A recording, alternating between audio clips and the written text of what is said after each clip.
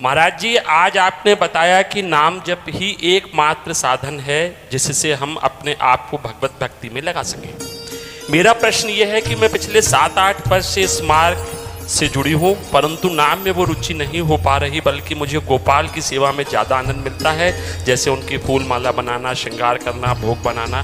कृपा करके मार्गदर्शन कीजिए। सेवा भी नाम जप करते हुए ही की जाती है, नाम का विस्मरण करते हुए सेवा नहीं। सेवा नाम जप करते हुए, मुख में नाम स्मरण और कर से सेवा कर रहे हैं। चित्त में गोपाल के सुख की भावना से हम फूल माला, चित्त में सुख की भावना, हाथ फूल माला गूंथ रहे और मुख से गोपाल गोपाल, कृष्ण कृष्ण, राधा राधा क्या जाता है। समझ रहे ना, नाम छूटा क्या रहे। गोपाल के श्रीअंगों का चिंतन कराने की सामर्थ्य नाम में है।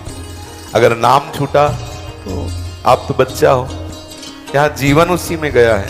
जैसे कोई बात होती है ना, मान लो आप 8 साल की बात कह रहे हो और हम पूरे जीवन की बात कह रहे हैं, उसी में रात दिन घुसे हुए देखें कि अगर नाम का प्रभाव चित्त में नहीं तो सेवा ठाकुर की ओर चिंतन राग द्वेष का हो रहा है। आप देख लो, वो एक दिन कोई महापुरुष गए किसी राजा से मिलने, तो राजा ने कहा दिया कि कह दो सेवा में, ठाकुर सेवा में। तो सिद्ध पुरुष थे, बोले उससे कहो कि जूता गांठने के वाले कि यहाँ खड़ा है कि सेवा कर रहा है। अर्थात वो सोच रहा था सेवा कर ले फिर वहां जाके जूता ठीक हो। बोले जूता वाले क्या खड़ा है कि सेवा कर रहा है। हम ठाकुर की सेवा, मतलब ठाकुर की सेवा में ये सामर्थ्य नाम ही देगा।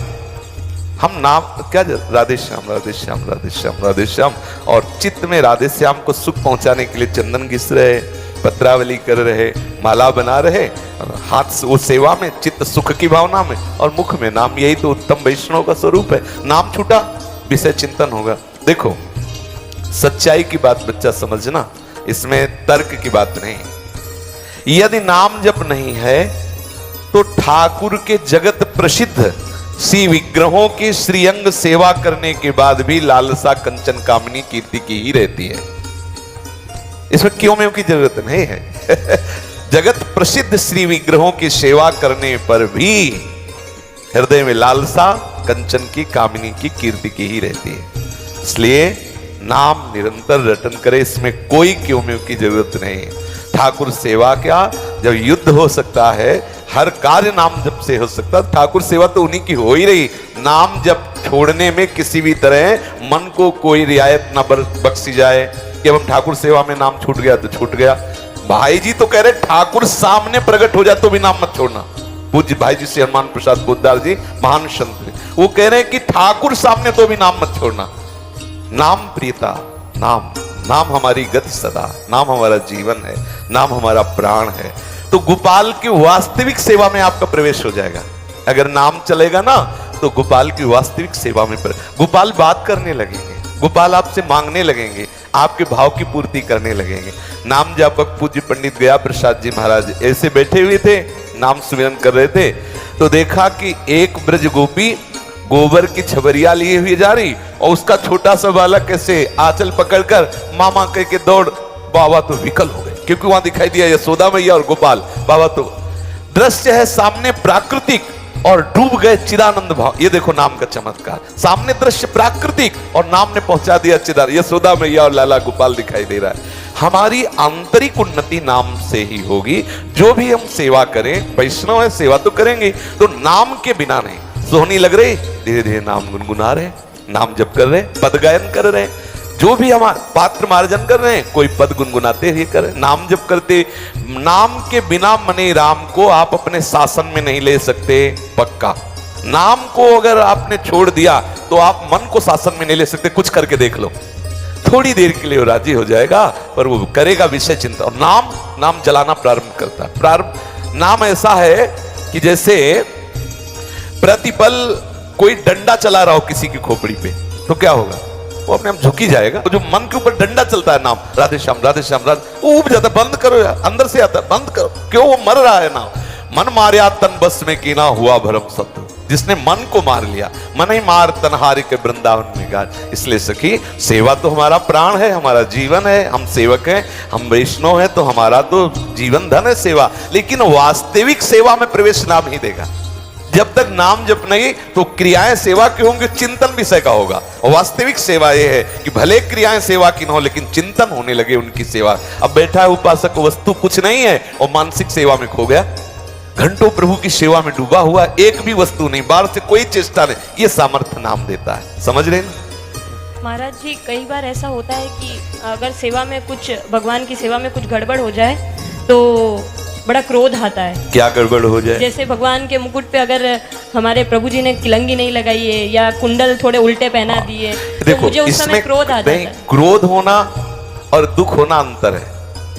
हमें दुख होगा, हमारे प्रीतम की श्रृंगार सौंद संपूर्णतया ठीक से नहीं हो पाई, ये हमारे दुख का विषय बनेगा, लेकिन क्रोध नहीं होगा। क्रोध है दोष और ये दुख है कि आज मेरा प्रीतम का जो पूर्णतया श्रृंगार होना चाहिए वो श्रृंगार ठीक नहीं हो पा रहा, क्योंकि सेवा की सौंध हमें हमारे अनुकूल नहीं। इस बात का उससे दुख है, क्रोध नहीं। क्योंकि जिस पर आप क्रोध करना चाहते हैं उसके हृदय मंदिर में भी गोपाल विराजमान है। हम अगर किसी से द्वेष करें, किसी से क्रोध करें, वो सेवा अधूरी मानी जाए। यही तो है, सेवा की वृत्ति को समझ ले। भगवान कपिल देव जी ने कहा, जो श्री विग्रह में तो सांगोपांग सेवा करता है लेकिन बाहर व्यक्तियों से द्रोह करता है, उसकी वो ठाकुर सेवा ऐसी है जैसे राख में किया गया हवन, अर्थात व्यर्थ। इन सब मूर्तियों में प्रभु ही विराजमान है। हम किसी को गुस्सा करें, किसी से द्वेष करें, किसी से द्रोह करें तो हमारी पूजा वो सही नहीं मानी जाएगी। दुख होना उपासक का स्वरूप है। अपने प्रीतम की आज चित्त भरकर सेवा नहीं हो पाई, इस बात का दुख है, लेकिन वो क्रोध नहीं करेगा। किससे क्रोध करे? अगर और उठ करके ऊपर देखे तो आज प्रभु की ऐसी ही इच्छा थी।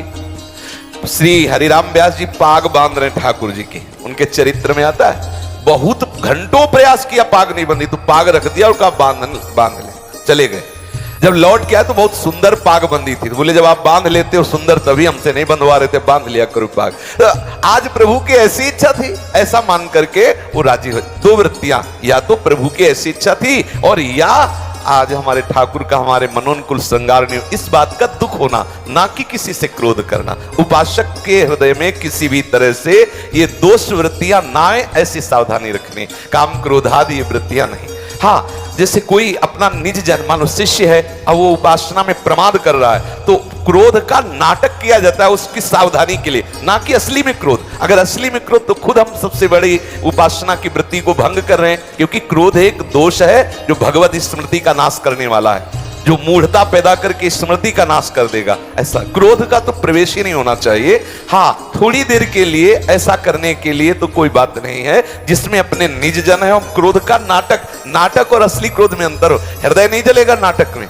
जब गुस्सा का नाटक किया जाता है तो हृदय नहीं जलता, उसमें हृदय शीतल रहता है कि रोल मिला इसलिए कर रहे, और असली क्रोध में हृदय जलने लगता है। फिर वो जहां जलन हुई तो फिर भक्ति हमारी क्षीण हो गई, फिर हमारा मार्ग अवरुद्ध हो गया। इसलिए क्रोध तो किसी भी तरह से उचित नहीं है।